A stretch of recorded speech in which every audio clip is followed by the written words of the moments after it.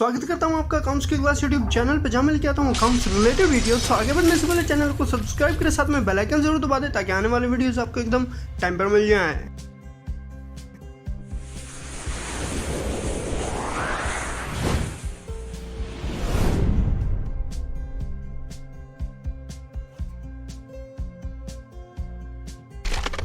So without any further delay, let us get started with today's video titled How we can do capital entries in Tally ERP9।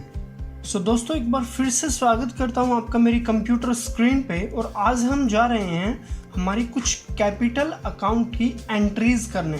कैसे? देखो, मान लीजिए कि आप कोई shop के ऊपर या फिर आपने कोई कंपनी बनाने की प्लानिंग कर ली, या फिर कोई आप अकाउंटेंसी संभालने के लिए किसी कंपनी या फिर किसी शॉप के ऊपर चलेगा, और शॉपकीपर बोलता है कि जी अभी आज है मेरा पहला दिन, मैं अभी काम शुरू करने वाला हूँ।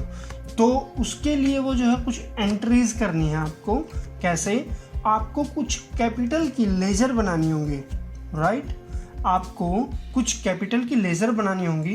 कैसे? कुछ अकाउंट्स बना के दिखाता हूँ आपको। यहाँ पे गए हम, यहाँ पे लेजर, राइट? कैसे? एक बार फिर से समझाता हूँ। एस्केप करके आप बाहर आ सकते हैं, राइट? मान लीजिए कि आप आगे गेटवे ऑफ टैली के ऊपर, जो कि मैंने पहले बताया था कि किस तरीके से हम आते हैं, तो उसके बाद मैं जैसे ही गेटवे ऑफ टैली पे पहुँचता हूँ, सबसे पहला ऑप्शन आता है अकाउंट्स इन्फो, या फिर आप सीधा ए प्रेस करके भी जा सकते हैं। आप जाते हैं अकाउंट्स इन्फो के अंदर, एंटर करते हैं, एंटर कर दिया। उसके बाद आपको देखना है लेजर। यहाँ पे ये लेजर दिख रहा है, आपने यहाँ पे जाके एंटर मार दिया, राइट? उसके बाद आपको यहाँ पे ऑल्टर करेंगे तो जो भी आपकी लेजर्स बनी हुई है, जो कि कैश और प्रॉफिट एंड लॉस, ये बाय डिफ़ॉल्ट लिखे हुए आते हैं। इसके अलावा अभी आपके पास कोई लेजर ही नहीं है, तो फिर आपको लेजर बनानी पड़ेगी, राइट? तो अब मान लीजिए हम चले गए क्रिएट के ऊपर, राइट? तो सबसे पहले हम क्या करेंगे, अगर हमें अपनी कंपनी शुरू करनी है तो कंपनी बनाने के लिए एक इंडिविजुअल जो पर्सन है, जो कंपनी का मालिक है, उसको अलग काउंट करना है, और हमारी जो कंपनी है, जो तंदीप एंटरप्राइज है, उसको अलग काउंट करना है। ये हमेशा याद रखना। कंपनी मालिक से अटैच नहीं होगी और मालिक कंपनी से अटैच नहीं होगा, वो एकदम सेपरेट काउंट करके रखना है। अगर मान लो कि अकाउंट में हमारे पैसे आ रहा है, मतलब मालिक के अकाउंट में पैसा आ रहा है, तो वो कंपनी में काउंट नहीं होगा। और अगर जो पैसा आ रहा है कंपनी के अकाउंट में, करंट अकाउंट में कंपनी के, देन वो कंपनी का माना जाएगा, ना कि मालिक का माना जाएगा। ये हमेशा याद रखना। मालिक, बस फ़र्क इतना लगा लो कि एक छोटी सी लैंग्वेज में समझो, मालिक इतना होता है कि एक जस्ट है, वो भी एक ऐसे ही जैसे आप हो उस कंपनी के अंदर, जैसे आप काम कर रहे हो वो भी उसी कंपनी में काम कर रहा है। बस फ़र्क इतना है कि उसके हाथ में कंपनी के राइट्स थोड़े ज़्यादा हैं और आपके हाथ में कंपनी के राइट्स थोड़े कम हैं। आपको किसी एक पर्टिकुलर काम के लिए रखा गया है और वो उन सब कामों को सुपरवाइज करता है, वो उन सब कामों के ऊपर सीनियर है, राइट? बस फ़र्क इतना है, उसके अलावा कुछ भी नहीं। तो सबसे पहले हम एंट्री करेंगे बैंक की। मान लीजिए कि कंपनी का जो आपने अकाउंट खुलवाया है, करंट अकाउंट, वो है आपका HDFC बैंक के अंदर, तो हम बनाएंगे HDFC बैंक अकाउंट, राइट? जो भी हमारे पेमेंट आएगी वो हमारे HDFC बैंक के अंदर आएगी। तो अब बैंक जो है किसी न किसी ग्रुप के अंडर में होना चाहिए। किस ग्रुप में आता है? बैंक जो है वो बैंक के ही ग्रुप के अंडर आता है। ये सब ग्रुप्स आपको हमेशा याद रखने हैं। नोटबुक लीजिए, साथ के साथ नोट डाउन करते चलिए कि कौन किसके अंडर में आता है, राइट? तो बैंक अकाउंट के अंडर में आता है। अब हमने बैंक अकाउंट डाल दिया, बैंक अकाउंट होल्डर का नाम है जी तंदीप एंटरप्राइज, राइट? अब अकाउंट होल्डर का नाम हो गया। अब अकाउंट नंबर अगर हम देखें तो अकाउंट नंबर है जी बैंक का, जो तंदीप एंटरप्राइज है उसका 639310100536। मान लीजिए कि ये अकाउंट नंबर है, राइट? 639310100536। IFSC कोड है CNRB 0003232, राइट? ये मान लीजिए कि उसका अकाउंट नंबर है, राइट? तो यहाँ पे अब ये बैंक नेम मांग रहा है, तो बैंक नेम में हम क्या डालेंगे? जो भी बैंक का नेम है, ये नहीं आ रहा है, देन आप यहाँ पे इसको नॉट एप्लीकेबल करके छोड़ दीजिए। ब्रांच कहाँ की है? स्मालखा ब्रांच। ऑलराइट, ये आ गया जी। अब हमें अपनी ये आता है जी, आप अगर आप कंपनी में काम कर रहे हो तो आपको ऑब्वियसली चेक के साथ लेन देन भी होगी, तो हम कहेंगे हाँ जी हमारी चेक के साथ लेन देन है। ठीक है जी, हमारी चेक के साथ लेन देन हो गई। अब हमने इस पे यस कर दिया। अब ये पूछ रहे जी आपकी चेक होगा जो वो कहाँ से कहाँ तक है? भाई साहब हमारा चेक का नंबर जो है वो क्या है? चेक फ्रॉम नंबर आपको दिख रहा होगा, ये फ्रॉम नंबर कौन से नंबर से है? हमारा चेक नंबर है 321201, राइट। देन हमारा कहाँ तक जाएगा? 321201 201, तो ये जाएगा जी 300 तक, राइट। तो आपके टोटल नंबर ऑफ चेक्स कितने हो गए? ऑटोमेटिकली इसने काउंट कर लिया जी, आपकी चेकबुक के अंदर 100 चेक आए हुए हैं, राइट। देन चेकबुक का नेम क्या है? ओहो, एक और बात, मैंने जो डिटेल्स जो हैं वो इसके हिसाब से कैनरा के हिसाब से डाल दी। ठीक है जी, हम यहाँ पे कैनरा लिख देंगे। अरे बैंक अकाउंट, राइट, हमारा कैनरा बैंक अकाउंट हो गया। हमने डिटेल्स डाल दी कैनरा के हिसाब से, हमारी चेक की एंट्री होगी। चेकबुक नेम क्या है? हमने वो भी कैनरा बैंक अकाउंट बना दिया, या फिर खाली कैनरा बैंक डाल दो, राइट। अब हमारा ये हो गया जी चेकबुक नेम। इसके बाद एक और चीज़ आपने नोटिस की होगी, यहाँ पे हमने एंटर करते ही एक बार और से ये ऐसे ही आ गया कि from number eight to number and all that. इसका मतलब क्या है कि जी अगर आपके पास इसके अलावा भी कोई चेकबुक है वो भी आप दे सकते हो इसके अंदर।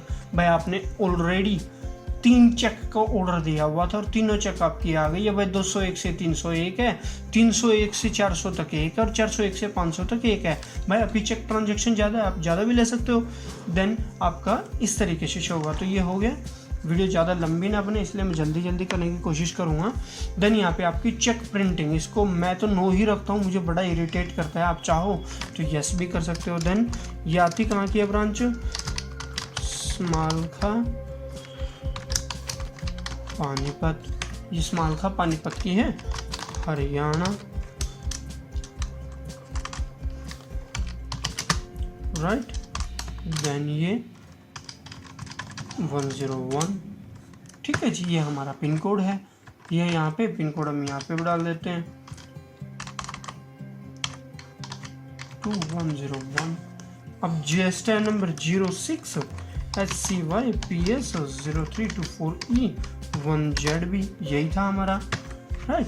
सो हमने अब ये पूछ रहा है यहाँ पे, हमेशा याद रखना यहाँ पे ये ओपनिंग बैलेंस पूछता है हर अकाउंट के अंदर। जब भी आप कोई लेजर बनाओगे यहाँ पे अगर कोई अकाउंट में ओपनिंग अकाउंट में बैलेंस है, मान लो कि हमारे बैलेंस में अभी हमने जब खाता खुलवाया हमने क्या करा, 10,000 रुपये दे के हमने खाता खुलवा। जब होता है ना, जब आप अकाउंट खुलवाते हो तो कहते हैं जी कुछ पेमेंट जमा करानी पड़ेगी आपको, तो हमने 10,000 रुपये ऑलरेडी अकाउंट के अंदर जमा करवा रखे हैं जी।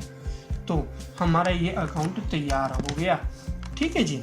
हमने ये 10,000 कहाँ से लिए थे, अब इसकी एंट्री करेंगे कहाँ से।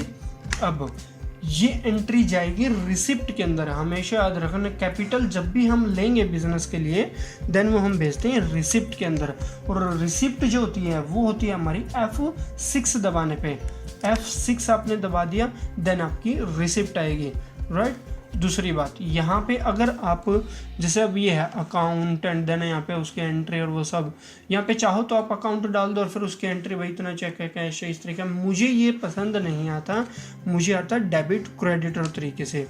तो उसको किस तरीके से करेंगे, हम प्रेस करेंगे F12, राइट। F12 प्रेस करने के बाद आपको या तो यहाँ पे मिल गया, थोड़ा ऊपर नीचे कहीं ना कहीं कोई ना कोई ऑप्शन इस तरीके का जरूर मिलेगा जहाँ पे लिखा होगा use creditor slash debitor instead of to slash by during entry. इसको हम यस कर देंगे। देन हमारा ये क्या होगा, ये हमारा अब Ctrl A से मैंने इसको सेव कर दिया एंड देन हम एक बार एग्जिट किया और देन एंट्री कर दी। एक minute sorry, 12 to and by receipt and contra, use receipt and contra, no as contra हमें यूज नहीं करना है। नेगेटिव कैश लेजर्स यस हो गया। then inventory details and bill wise and then that's all. Okay, so हाँ, अब ये समझ आ गया मेरे क्यों नहीं हो रहा है ये। देखो ये यहाँ पे अब डेबिटर और क्रेडिटर में आ जानी चाहिए थी, लेकिन इसने नहीं शो किया है। क्यों? रीज़न मैं बताता हूँ। ये हमारा है एजुकेशनल मोड, राइट? तो ये हमें एजुकेशनल पर्पज से मिली है, दैट्स वाई हम इसमें सेटिंग तो चेंज कर लिया, लेकिन हर चीज़ को ये हमें अलाउ नहीं करती, इसीलिए ये हमें इसके लिए भी अलाउ नहीं करेगी। अब आप यहाँ ऐसे भी कर सकते, कोई इशू नहीं है। यहाँ पे आप Alt+C करके अकाउंट बनाएंगे, Alt+C, राइट? अब यहाँ पे अकाउंट किसका बनाएंगे? जो कंपनी का मालिक है, जो प्रोप्राइटर है, उसका अकाउंट यहाँ पे बनेगा। किस नाम से? मान लो कि वो दीपक के नाम से है, Deepak Sharma capital account, right? मैंने दीपक शर्मा कैपिटल अकाउंट क्यों किया? इसके पीछे कारण है। कारण क्या है मेरा? इसके पीछे ये कारण है कि कैपिटल लिखने के पीछे कि जब भी हमें सर्च करना होगा कि जी मालिक का अकाउंट कौन सा है, क्योंकि अभी तो सिर्फ एक अकाउंट है, इन फ्यूचर हो सकता है 10 अकाउंट बन जाए, 50 अकाउंट और 1000 अकाउंट, और उसमें से हो सकता है कि 20 दीपक के नाम से बन जाए, समझ रहे हो? तो इसलिए मैंने दीपक शर्मा कैपिटल कर दिया ताकि देखते ही मैं समझ जाऊं मालिक यही है, कोई और नहीं है। अब इसके बाद कैपिटल अकाउंट हमेशा जो भी होता है, लाइक जो मालिक होता है वो हमेशा कैपिटल के अंडर में ही होता है, तो उसका ग्रुप भी हम कैपिटल ही रखते हैं, राइट? देन उसका हम एड्रेस डाल सकते हैं भाई, then address is this VPO,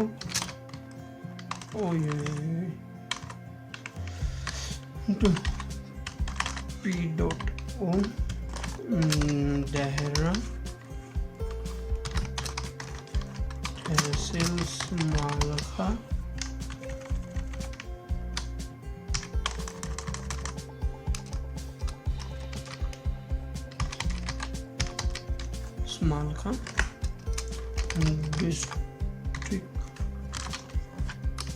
district Panipat, Haryana, right? ये हमने एड्रेस डाल दिया। यहाँ पे 132.122 ये एड्रेस हो गया। अब पेन नंबर क्या है उसका? HCYPS 03224E 0324E HCYPS 0324E, right? हमने ये उसकी जो है पेन की डाल दी, पेन का जो है नंबर है उसका वो डाल दिया। अब ये हमें ये क्या करना है, ये रजिस्टर्ड पर्सन नहीं माना जाएगा, कंपनी नहीं बना रहे हम, याद रखना। कंपनी का नाम होता तो ये रजिस्टर्ड होता ये, लेकिन ये रजिस्टर्ड नहीं है, राइट? सो हम इसको क्या डालेंगे? हम इसको अनरजिस्टर्ड पर्सन डालेंगे, देन इसमें GST नंबर नहीं लेगा, राइट? क्योंकि अनरजिस्टर्ड है तो GST नहीं लेगा अभी, राइट? देन हमने एक्सेप्ट किया।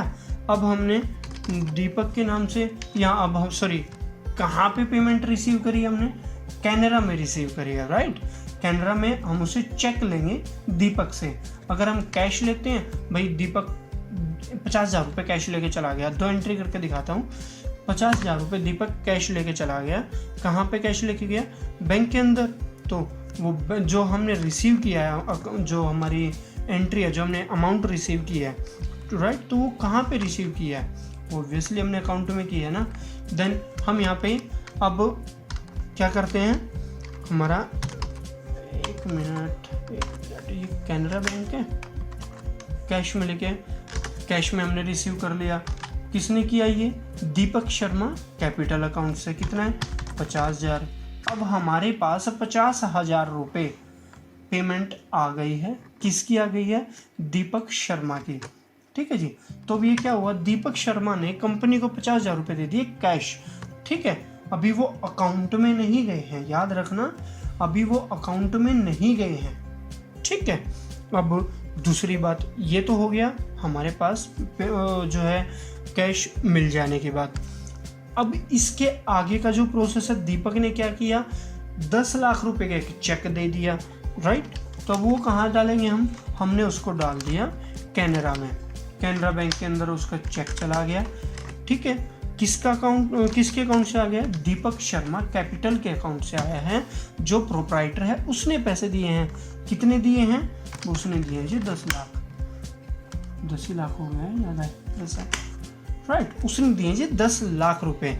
तो अब आप यहाँ पे देख सकते हैं कि करंट बैलेंस जो दीपक शर्मा कैपिटल अकाउंट से आया है कितना हो गया टोटल? 10,50,000 रुपये, राइट। तो अब हमने ये जो है एंट्री डाल दी कि 10 लाख रुपए जो है दीपक से आए हैं। कैसे आए हैं पूछ लिया ना कि कैसे आए हैं जी? चेक से आए हैं। अगर ये चेक से ना हो, अगर उसने ई ट्रांसफ़र किए हों तो क्या होगा? हम ई ट्रांसफ़र कर देंगे और यहाँ पे उसकी, यहाँ पे जो ये ऑप्शन आ गया यहाँ पे हम ट्रांसफ़र आईडी डाल देंगे। लेकिन उसने किया क्या है? चेक से भेजा जी। चेक कह लीजिए या ड्राफ्ट कह लीजिए। चेक नंबर क्या था? 46,89,17। इस चेक से उसने 10 लाख रुपए की पेमेंट की है। और किस अकाउंट से की है हमने ये भी डाल दिया। भाई उसके एक अकाउंट है कहाँ पे? HDFC बैंक के अंदर है। कहीं पे भी आप नोट एप्लीकेबल भी लगा दो, कोई दिक्कत नहीं है, ठीक है। तो यहाँ पे आ गया आपका। अब आप इस एंट्री को भी समझ सकते हैं। हमने क्या किया है? 10 लाख रुपए कैनरा बैंक से आए हैं, कैनरा बैंक में आए हैं। कहाँ से आए हैं? दीपक शर्मा से आए हैं। दीपक शर्मा ने 10 लाख का एक चेक बनाया जो कि कहाँ पे लगा दिया हमने? हमारी कंपनी का, हमारी जो कंपनी है तंदीप एंटरप्राइज, उस कंपनी का जो कैनरा बैंक में अकाउंट खुला हुआ है उस अकाउंट के अंदर हमने 10 लाख का चेक लगा दिया। और 10,000 आपने दिखा होगा यहाँ पे कैनरा बैंक के नीचे करंट बैलेंस आ गया 10,10,000 रुपये। 10,000 के कैसे और बढ़ के आ गया? क्योंकि हमने 10,000 एंटर भी तो किए थे ना जब हमने अकाउंट खुलवाया था। 10,000 वे भी तो ऐसे ही पड़े हुए हैं। 10,000 वे हो गए प्लस 10 लाख दीपक ने दे दिए कैपिटल के तौर पे। तो अब हमारे पास जो कैपिटल रिसीव हुई है, हमेशा याद रखना कैपिटल रिसीव करते हैं हम प्रोप्राइटर से। हमें जो कैपिटल रिसीव हुई है वो कितनी हो गई है? टोटल इन जनरल अकाउंट के अंदर 10,10,000 रुपये हैं। लेकिन अगर दीपक शर्मा की अगर तरफ से देखें हैं ये कितने? 10,60,000 रुपये। लेकिन जब कैनरा अकाउंट खुला था देन हमने करंट बैलेंस में डाल दिया था। इसका मतलब ये क्या है? ये असेसमेंट ईयर के पहले के पैसे पड़े हैं। जिस दिन 1 अप्रैल को जब अकाउंट देखा हमने उस दिन नहीं थे ये पहले डाले हैं। तो ये इससे पहले वाली एंट्री होनी चाहिए। मतलब ये डेटा स्प्लिट होकर एक तरीके से हम कह सकते हैं कि आता है। तो इसको हम इसलिए यहाँ पे एक्सप्लेन नहीं कर सकते। एक्चुअल में ये दीपक का ही पैसा है, राइट। बस हमने करंट बैलेंस में डाल दिया। हाँ, ये कर सकते हैं कि दीपक का 10,000 रुपये और ज़्यादा क्रेडिटर में बढ़ा सकते हैं, राइट। कैसे वो दिखाता हूँ। ये हो गया हमारा। अब हमने एस्केप कर दिया। अब हम गए अकाउंट्स इन्फो के लेज़र के ऑल्टर के अंदर। कोई भी एडिटिंग करनी हो तो उसकी ऑल्टर से एडिटिंग होती है। तो यहाँ पे गए। अब इसके बाद ये कैपिटल अकाउंट है। यहाँ पे दीपक शर्मा ने जहाँ पे पैसे जमा किया, अभी इसका क्लोजिंग बैलेंस अगर हम डाल दें, ओपनिंग बैलेंस कितना था जी? 10,000 रुपये क्रेडिटर में। 10,000 जमा कराए थे ना जब खाता खुलवाया था इसने, तो हमने इसके 10,000 यहाँ शो कर दिए। तो अब इसका टोटल इन्वेस्टमेंट कितनी हो गई? अब इसकी टोटल इन्वेस्टमेंट हम कहाँ से देख सकते हैं? हम प्रेस करते हैं DSS, या फिर यहाँ से ना देखना, यहाँ से रिसिप्ट देख लेंगे ना हम। रिसिप्ट के अंदर वही उसी तरीके से मैं दिखाना चाह रहा हूँ जैसे मैंने तब दिखाया था। 50,000 तो ये हो गए। टोटल दीपक शर्मा की जब इन्वेस्टमेंट कितनी होगी? अब 10,60,000 रुपये। ऑल राइट, ये हुआ जी। इतना आप समझिए। इसके बाद अगली आने वाली वीडियोस में हम स्टॉक लेके आएंगे, परचेज करेंगे, राइट। अभी हमने कैपिटल की एंट्रीज दिखा दी। अभी आने वाले टाइम पे हम इससे जो कल वीडियो आने वाली है, आगे जो वीडियो आ रही है, उसमें हम दिखाएंगे कि हम किस तरीके से हमारे पास जमा पूंजी, जो इकट्ठी पूंजी है, जो तंदीप एंटरप्राइज के पास 10,60,000 रुपये, अब वो 10,60,000 रुपये उठा करके हम किस तरीके से आगे जो है कंपनी में हम और फर्दर स्टॉक इकट्ठा करेंगे, मेंटेनेंस करेंगे, रिपेयरिंग करेंगे, सारे काम अब आगे फर्दर सिखाता जाऊंगा। ऑलराइट, सो इसी तरीके से अकाउंट्स की क्लास पे आते रहिए, अकाउंट्स की क्लास के साथ जुड़े रहिए, हमेशा रेगुलर बने रहिए अकाउंट्स की क्लास में। मिस करोगे नुकसान आपका है, किसी और का नहीं है। बल्कि मैं इसको पूरी सीरीज में कन्वर्ट करने जा रहा हूँ, तो आप इसको एक ही सीरीज में एक्सेस कर सकते हैं। ये एक स्मॉल बिजनेस की एंट्रीज हैं। याद रखना, हम एक दुकान के पॉइंट ऑफ व्यू से काम कर रहे हैं कि भाई एक परचून का मालिक है, परचून की दुकान है उसकी, उस हिसाब से हम डेटा मैनेज कर रहे हैं। इसके बाद मैं मैन्युफैक्चरिंग दिखाऊंगा कि किस तरीके से अगर यही तंदीप एंटरप्राइज अगर कोई कंपनी खोल देता है तो वो किस तरीके से काम करेगा, किस तरीके से वो फर्दर इम्प्रूवमेंट करेगा। तो इसी तरीके से आप अकाउंट्स की क्लास पे हर रोज आते रहिए और ज्ञान का हमेशा और हर रोज एक प्यारा सा डोज लेके जाते रहिए। सो दैट्स ऑल फॉर टुडे। आज के लिए बस इतना ही। अगर आपने पिछली वीडियोस नहीं देखी हैं तो चैनल का जो लिंक है आपको वो भी डिस्क्रिप्शन में मिल जाएगा, प्लस वीडियोस का लिंक आपको डिस्क्रिप्शन में मिल जाएगा। ऑब्वियसली चैनल का लिंक देने की वैसे रिक्वायरमेंट ही नहीं है, चैनल आपको ऑब्वियसली वीडियो के नीचे मिल जाएगा। वीडियो का जो अदर वीडियोस हैं उनका लिंक आपको डिस्क्रिप्शन में मिलेगा, जाइए वहाँ से अदर वीडियोस को भी एक्सेस कीजिए। बल्कि मैंने उस पर मेंशन भी किया हुआ है कि फर्स्ट वीडियो कौन सी है, सेकंड वीडियो कौन सी है, थर्ड वीडियो कौन सी है। तो आप शुरू से लगिए और अच्छे से अकाउंट्स की क्लास को सीखिए। आप टैली के अंदर जितना प्रैक्टिस करेंगे बहुत ज़्यादा बेनिफिशियल रहेगा आपके लिए। So that's all for today. Thank you so much, bye bye.